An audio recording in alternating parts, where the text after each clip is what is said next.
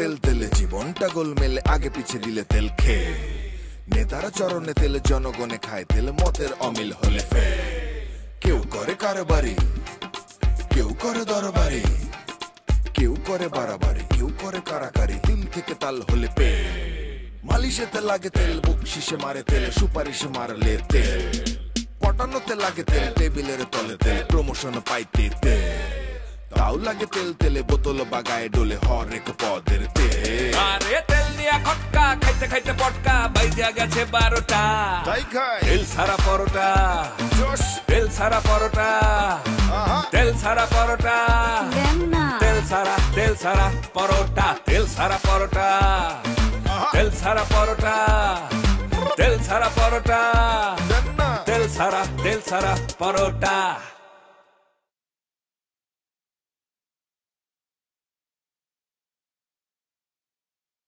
আব্বা আপনার বড় ছেলের উপরে আপনার যে এত বড় অভিযোগ এটা কিন্তু মানা যাচ্ছে না, এটা একেবারেই ঠিক না। ঠিক না মানে? তোমার নিজের দিকে খেয়াল আছে? খালি নিজের দিকে না, সবার দিকে খেয়াল আছে, বাড়ির সবার দিকে আমার খেয়াল আছে। ওরে বাপরে, বাড়ির সবার দিকে খেয়াল আছে? এগুলো কি বলেন আব্বা? মা খাওয়ার পরে পান কয়টা চিবায়, পানের মধ্যে সুপারির কয় টুকরা দেয়, কয়টা সুপারি দেয়, জর্দা খাইতে নিষেধ করার পরেও শাহজাদি জর্দা খায়, সেগুলোও নোটে রাখতাম। বাবারে বাবা, এ তো দেখছি রীতিমতো গোয়েন্দাগিরি। হ্যাঁ, সেই মা সংসারে বড় একা, তার যন্ত্রণার কোনো শেষ নাই। তারপরে শুরু হয়েছে নতুন যন্ত্রণা, আমাদের দুই ভাইয়ের বিয়ার চিন্তা নিয়ে। শুধু তাই না, এই যে তোমরা বিয়ে করছো না, সেজন্য তোমার মা কিন্তু এখন তোমাদেরকে দামড়া বলে ডাকে। আব্বা, আপনি পিকুলিয়ার একটা ক্যারেক্টার, আপনি আপনার জীবন ডজন ডজন অভিজ্ঞতা নিয়ে পার করছেন। আমরা দামড়া হয়ে গেলে মা আমাদের দামড়া বলবে না, এটা কেন আপনি বোঝেন না? বুঝতে পেরেছি তোমার অনেক অভিজ্ঞতা হয়েছে, কিন্তু তাই বলে নিজের বাপকে পিকুলিয়ার বলাটা বোধহয় ঠিক হলো না। আমার সাথে পিকুলিয়ার শব্দটি যায় না। আব্বা, পিকুলিয়ার মানে অদ্ভুত। আপনি যদি আপনার জীবনে অদ্ভুত কোনো কর্মকাণ্ড করে থাকেন তাহলে পিকুলিয়ার বলাটা নেগেটিভ না। আচ্ছা ঠিক আছে, নেগেটিভলি নিলাম না নেগেটিভলি। আপনি নতুন করে জ্ঞানী গুণীদের আত্মজীবনী পড়া শুরু করছেন, অমর্ত্য সেনের জগৎ কুটির পড়তেছেন, আরো হয়তো পড়বেন, নিজের আত্মজীবনীও হয়তো লিখবেন। সেই দুঃসাহস আমার নেই। তোমার আত্মজীবনী লেখার দায়িত্ব আমি, আর সে জীবনের নাম হবে আমার বেহুশ বাবা। নিজের বাপকে নিয়ে ছিনিমিনি খেলো না। তুমি আমার উপরে আস্থা রাখতে পারো আব্বা, আমি আমার আব্বাকে নিয়ে কোনোদিনও ছিনিমিনি খেলবো না। ঠিক আছে, রাখলাম আস্থা। রাখো আব্বা, তুমি তো স্বাস্থ্য সচেতন, সকাল বিকাল হাঁটাহাঁটি করার পরেও তুমি সিগারেটে টান দাও, আর প্রতিজ্ঞা করো জীবনেও সিগারেট খাবা না, কিন্তু সেই প্রতিজ্ঞা তুমি রাখতে পারো না। এই জন্য নিজেকে গালিগালাজ পর্যন্ত করো। এখনো আমাদের অনেক জমি জমা, সামনে কিছু জমি বিক্রি করবা, কাদের কাছে বিক্রি করবা সেই লিস্টও আমার কাছে আছে। প্রফুল্ল, সীমা অতিক্রম করো না বাবা, একটু থামো। তুমি বাড়ির সবার দিকে খেয়াল রাখছো, ভেরি গুড। তোমার দিকেও কিন্তু বাড়ির সবাই খেয়াল করছে। তোমার বয়স নিয়ে আমরা বাড়ির সকলেই খুবই টেনশনে আছি। আমার বয়স নিয়ে টেনশন মানে? আরে বাবা, তোর বয়স হয়ে যাচ্ছে, তোকে বিয়ে থা দিতে হবে না, সেটা নিয়ে আমরা টেনশনে আছি। এইবার আমি বুঝতে পারছি টেনশনের আসল কারণ। ধরো কেউ একজন সিদ্ধান্ত নিল সে জীবনেও বিয়ে করবে না, কারণ তার বিয়ে দরকার নাই, সে বিয়েকে প্রয়োজন মনে করে না, সে সিদ্ধান্ত নিয়েছে সে সারা জীবন চিরকুমার থাকবে। এটা তার পরীক্ষা, জীবনের কাছে পরীক্ষা। এইভাবে সে তার জীবন সাজাবে, এটা তার স্বাধীনতা, তাকে আমরা বাধা দেব কেন? এটা কি ব্যক্তি স্বাধীনতায় হাত দেওয়া না? ধরেন এখন আমার পিঠ চুলকাচ্ছে, এখন আমি যদি আপনার পিঠে চুলকাই দিই, আমার চুলকানি যাবে? যার যার চুলকানি তার তার সমস্যা। ধরেন কেউ বিয়ে করবে, সেটা তার সিদ্ধান্ত, যার বিয়ের দরকার সে বিয়ে করবে, যার দরকার না সে করবে না। এখন কারো সিদ্ধান্তে কেউ যদি বিয়ে করে তাহলে তো তার সমস্যার সমাধান হবে না। বাবা প্রফুল্ল, মানে তোর কি অন্য কোনো সমস্যা, মানে গোপন কোনো সমস্যা নাই তো? তুই বিয়ে করতে চাচ্ছিস না কেন? বললি তো তোর পিঠ চুলকানি, এই চুলকানি যেভাবে হোক 6 মাসের মধ্যে ঠিক করতে হবে। 6 মাসের মধ্যে, কারণ 6 মাস পরে আমি ঠিক করেছি তোদের বিয়ে দেবো। এটা আমার চ্যালেঞ্জ, আর এই চ্যালেঞ্জে আমি হারতে চাই না, হারতে চাই না।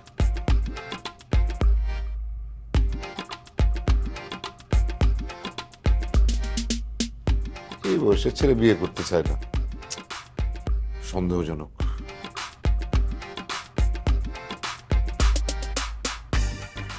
আকবর, আকবর, আকবর,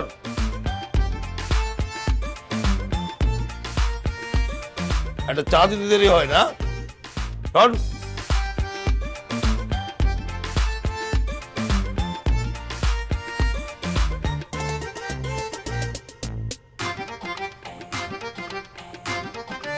আব্বু, আমার আব্বুটা কি করছে এখানে?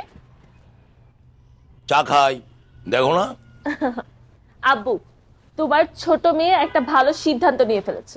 খুব ভালো, যাও সিদ্ধান্ত বাস্তবায়ন করে ফেলো। আমি কি কখনো তোমাকে না বলে কোনো সিদ্ধান্ত বাস্তবায়ন করেছি? তা করনি। তোমার সিদ্ধান্তটা কি জানাও? আমার প্রোডাক্টে তো এখন পর্যন্ত অনেক বড় বড় মডেল কাজ করেছে, আর টিভিসি অফিসগুলো অনেক ভালো গিয়েছে, কিন্তু লাস্টের যে টিভিসি, এটা এত সুপার হিট, মানুষ এত পছন্দ করেছে। আর সেই মডেল তো আমার পরিবারের পক্ষ থেকে অনেক হেনস্থার শিকার হয়েছে। আচ্ছা, আমার কেন যেন মনে হচ্ছে এটা হিংসা থেকে করেছে। আমি জানি না, তুমি কি মনে করছো? গুড, এটা কি ভাবিস তুই? এগুলো একদম মাথা নিবি না। আর আমরা কি করলাম? তোর মডেলকে যে হেনস্থা করছে তারা আমরা শাস্তি দিলাম না, আমাদের কাছে সে ক্ষমা চায় নাই, সেটা তো গেছে। এটা নেওয়ার কথা কেন? আমার কথা হচ্ছে কি করবি ক্লিয়ার করতো। সেটা বিষয় না, আমি অন্য একটা বিষয় নিয়ে ভাবছি। আসলে ভাবাও না, আমি ইন্সপায়ার হয়েছি। আমার বড় আপু, সে সিদ্ধান্ত নিয়েছে তার প্রোডাক্টের মডেল হবে। বড় বোনরা যেদিকে যায়, ছোট বোনরা তো সেদিকে যাবে, তাই না আব্বু? আমিও ভেবেছি আমি আমার প্রোডাক্টের মডেল হব। মডেল হবি? আব্বু, কখনো না। মডেল হওয়ার কোনো যোগ্যতা তোর আছে? আব্বু, তাই তো। দাঁড়া দাঁড়া, ঠিক আছে, হাট যা। হ্যাঁ, মডেল হওয়া, দেখি কি পারিস।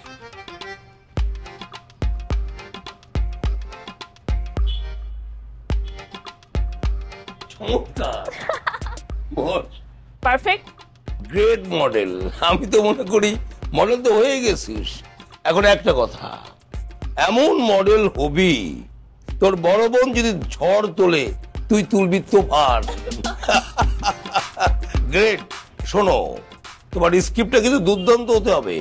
এই যে আমাদের কবি আছে না, মাসুদ বিন করিম, আর এই যে আমাদের কোরিওগ্রাফার মেঘদূত, আর আমাদের ডিরেক্টর কুমকুম, এই 3 জনের সমন্বয়ে এমন একটি ঘটনা ঘটাতে হবে যাতে এই বিজ্ঞাপনটা শুধু উড়ে যায় না, একেবারে তুফান তুলে দেয়।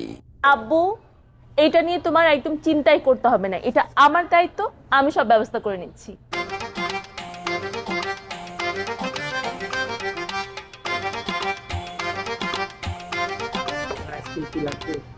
কেন আইসক্রিম লাগবে? আমি কি রেগেছি? ফায়ার হয়েছি? আগুনের মতো কি জ্বলে উঠেছি? আইসক্রিম লাগবে কিনা? যাও নিজে আইসক্রিম খাওগা। আইসক্রিম লাগবে কিনা? পটানোতে লাগে তেল, টেবিলের তলে তেল, প্রমোশন পাইতে তেল, তাও লাগে তেল, তেলে বোতল বাগায় ডোলে হরেক পদের তেল। আরে তেল দিয়া খটকা, খাইতে খাইতে পটকা, বাইজা গেছে 12টা। বড় চাচ্ছু, আমি একটা জিনিস না বুঝলাম না, একটা নারিকেল তেলের ব্র্যান্ডের সাথে অন্য একটা নারিকেল তেলের ব্র্যান্ডের কম্পিটিশন থাকতেই পারে। আমি শুনেছি হাসনাহেনা নারিকেল তেল আমার সাথে খুব কম্পিটিশন করার চেষ্টা করছে, যদিও সূর্যকোনা নারিকেল তেল লিড করছে। এখন শুনি আরেক কথা, এখন শুনি নারিকেল তেল ব্র্যান্ডের সাথে নাকি সরিষার তেলের ব্র্যান্ডের একটা কম্পিটিশন চলছে। হাও? সরিষার তেল ব্র্যান্ড? এটা আবার কোন ব্র্যান্ড? মানে কোন সরিষার তেল? কোন ব্র্যান্ড আবার? আলতা বানু সরিষার তেল। আলতা বানু সরিষার তেল এখন বাজারে লিড করছে। অবশ্যই আলতা বানুই তো লিড করবে, অন্য কোনো তো ব্র্যান্ড আসার কথাই না। কিন্তু তুই কি শুনছিস সেটা আমাকে একটু বলতো। শোনো, আলতা বানু সরিষার তেল হিসেবে লিড করুক, আমার তো কোনো সমস্যা নেই, আমার তো প্রাউড ফিল করার বিষয়। কিন্তু প্রবলেমটা হচ্ছে চাচ্ছু, যেখানে সূর্যকোনা নারিকেল তেল মার্কেটে যাচ্ছে, সেই মার্কেটে তার পিছনে পিছনে আলতা বানু সরিষার তেলটাও যাচ্ছে। এটাতে আমার মার্কেটটা খারাপ হচ্ছে না? সেম কথা তো আমিও শুনলাম। আমার মার্কেটিং টিম কইতাছে যে আমার যে আলতা বানু সরিষার তেল ওইটা যেসব জায়গায় যাইতেছে, মানে যেইভাবে বিজ্ঞাপন বানানো হইতেছে, যেই ফরম্যাটে চলতেছে, সেম ফরম্যাট নাকি সূর্যকন্যাও নাকি ওই ফরম্যাটে চলতেছে। আবার আমি যেসব মার্কেটে যাইতেছি সেই সব মার্কেটে নাকি সূর্যকন্যা ঢুকে যেতেছে। আমার মনে হয় এখানে একটা গুটিবাজি চলতেছে। এই গুটিবাজি কিন্তু বাইর করতে হইবে। এই গুটিবাজির কারণে কিন্তু অনেক বড় বড় কোম্পানি ধুলিস্যাৎ হয়ে গেছে, পথে বসে গেছে। আমি কিন্তু এটা হইতে দিব না, কারণ আমাগো তিলের খাজা অয়েল মিল কোম্পানি ভাঙ্গা যাইবো, গুড়ায় যাইবো, এটা কিন্তু আমি মানতে দিব না। চাচ্ছু, এই প্রবলেমটা হবে, বুঝছো? কারণ আমাদের ক্রিয়েটিভ ডিরেক্টর, আমাদের ডিরেক্টর, এই তেলের খাজা অয়েল মিলকে কিন্তু একজনই, মানে টিম একটাই। সো একটা টিমে যখন প্রত্যেকটা তেলের বিজ্ঞাপন বানাবে, কোয়াইট সিমিলার হয়েই যাবে। সো আমাদের চেয়ারম্যানকে বিষয়টা জানানো উচিত। অবশ্যই জানানো উচিত, কারণ এইভাবে তো থাকতে দেওয়া যায় না। আমার ব্র্যান্ড, আমার এতদিনের ব্র্যান্ড, আমি পুরো মার্কেট লিড করতেছি, এটা তো আমি সূর্যকন্যা ওই নারকেল তেলের লিগা তো আমি বসাইতে পারুম না। অবশ্যই চেয়ারম্যানকে বলতে হবে এটা। চাচ্ছু, তুমি তো আমাকে হাসাইলা। তুমি কষ্ট করছো তোমার তেলের ব্র্যান্ডের জন্য, আমি কি কষ্ট করি নাই? আমি আমার এই বয়সে তোমার চাইতে অনেক বেশি আগে আছি, ঠিক আছে? তো আমার মনে হয় আমাদের চেয়ারম্যানকে জানানো উচিত যে আমাদের প্রত্যেকজনের তেলের বিজ্ঞাপনের জন্য আলাদা আলাদা টিম সেট করতে হবে। ডিরেক্টর আলাদা, আর্ট ডিরেক্টর, সবকিছু স্ক্রিপ্ট থেকে শুরু করতে সবকিছু আলাদা, টিমই আলাদা থাকবে। তাহলে আমাদের কাজের প্যাটার্ন কিন্তু আলাদা হয়ে যাবে, তাই না? এটা অবশ্য তুই ভালো কথা কইছস, কিন্তু তুই মাঝখানে একটা কথা কইছস যে তুই তোর সূর্যকন্যা নিয়ে নাকি অনেক বড় কিছু করছস, অনেক কষ্ট করছস। আরে শোন, আমাগো এই তিলের খাজা অয়েল মিল কোম্পানি একদিনের না, এটা আমাগো একটা ঐতিহ্য। আমাগো তো একটা মান সম্মানের ব্যাপার আছে। মার্কেটে সবাই জানে যে তিলের খাজা অয়েল মিল কোম্পানি খুব বড় কোম্পানি, ওরা অনেক পরিশ্রম, অনেক কষ্ট করে এই পর্যন্ত আইছে। আর তুই 2 দিন আয়া কুয়ালাইলি আমারে যে তোর সূর্যকন্যার লেগে তুই অনেক পরিশ্রম করছস। ঠিক আছে, বাদ দে, চেয়ারম্যানের সাথে কথা কমু, চেয়ারম্যানের কমু যে এইভাবে হয় না, আমাকে এটা ভাগ করে দিতে হইব, নাহলে খুব ঝামেলা হয়ে যাবো গা। পরে ওই তিলের খাজা অয়েল মিল কোম্পানির আর খুঁজেই পাওয়া যাবো না। তাহলে চাচ্ছু নেক্সট বোর্ড মিটিং এ চেয়ারম্যান স্যার তাহলে এটা ফিনিশিং করবে, মানে এই প্রবলেমটা সলভ করবে। আমি এখন তাহলে উঠি, আমার একটা বাইরের সাথে মিটিং আছে।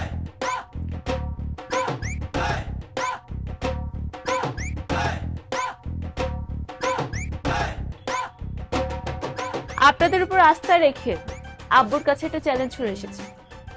কি চ্যালেঞ্জ ম্যাডাম?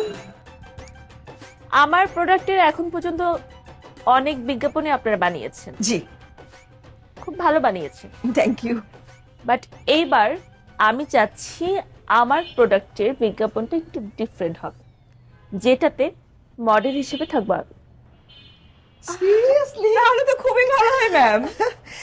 জি ম্যাডাম, মানে আসলে আমি না আপনাকে যতবার দেখি ততবার ভাবি যে আপনার এত সুন্দর ফিগার, এত সুন্দর লুক, এত সুন্দর হেয়ার টেক্সচার, মানে সবকিছু মিলিয়ে তেলের বিজ্ঞাপনের জন্য পারফেক্ট।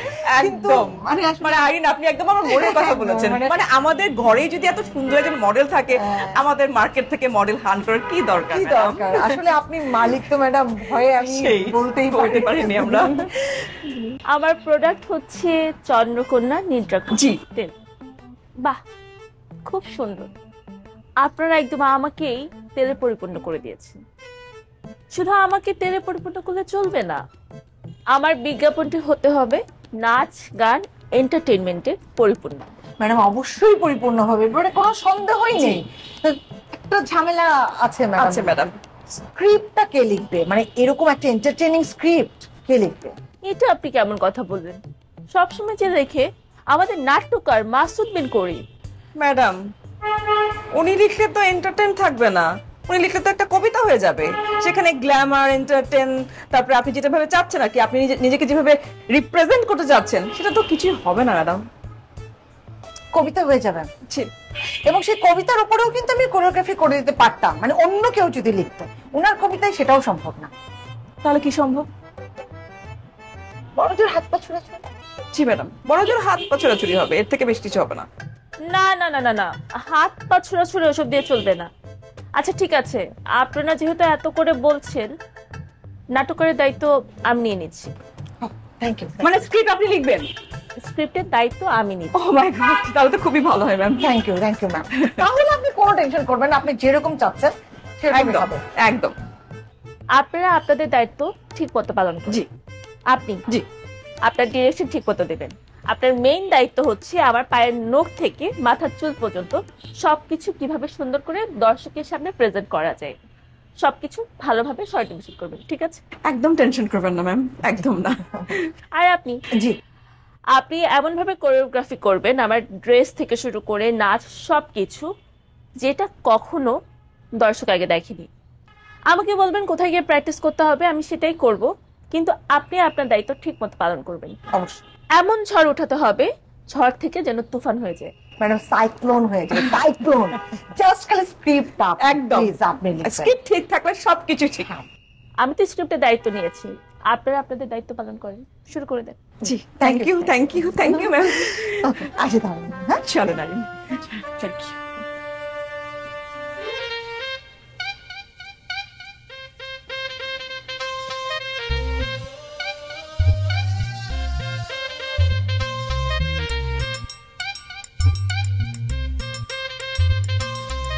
হ্যালো, আমি একটা ডিসিশন নিয়েছি, আমি আর তোমার গুরুর সাথে থাকবো না। ওনার প্রত্যেকটা কথা আমার কাছে খুবই ঠেস মারা মনে হয়। কি বলো এটা? গুরুর হচ্ছে বিরাট ব্যাপার, হ্যাঁ, আর উনি ঠেস মেরে কথা বলবে কেন? বিষয়টা ঠেস মারা না, বিষয়টা হচ্ছে গুরুরা যা বলে সবই বাণী, ওদের গালিগালাজ তো আমাদের কাছে আশীর্বাদ।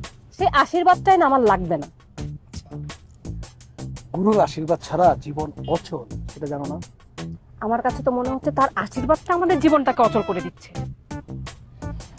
আচ্ছা সাথী, তুমি না বুঝতে পারতেছো, বিষয়টা হচ্ছে তুমি গুরুকে বুঝতে পারছো। গুরুর হচ্ছে এমন একটা মহাসমুদ্র, তুমি যদি সেখানে একবার ডুব দাও না, দেখবো যে জীবন কত সুন্দর, তাদের দর্শন কতটা নির্মল, কতটা আনন্দময়, কত চমৎকার। আমার কি মনে হয় জানো, মানুষ বশ করা যায়, শুনেছো কখনো? আমার কাছে কেন যেন মনে হচ্ছে তোমার গুরু তোমাকে বশ করেছে, সে তোমাকে যেদিকে নিয়ে যাচ্ছে তুমি সেদিকেই যাচ্ছ, সে আসলে আমাদের আর কখনো সংসার করতে দিবে না। আরে ভাই, আমি তো দেখতেছি একটা আজব জিনিস। হ্যাঁ, 53 বছর আমার সাথে থাকলে আর আমারে বুঝলা না?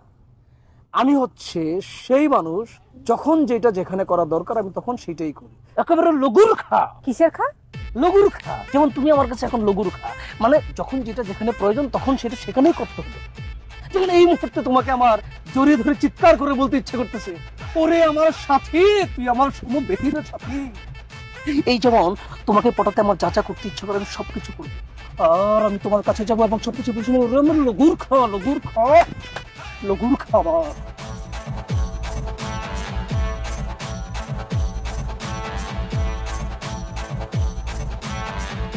ছোট চাচ্চু, আমি না একটা জিনিস খেয়াল করলাম, তোমার ব্ল্যাক ডায়মন্ড কালো জিরার তেলের সাথে আমার সূর্যকন্যা নারিকেল তেলের কোনো কনফ্লিক্ট নেই। কনফ্লিক্টটা হচ্ছে আমাদের ব্যক্তিগত। কেমন? আমি তো কোনো কিছু দেখতেছি না।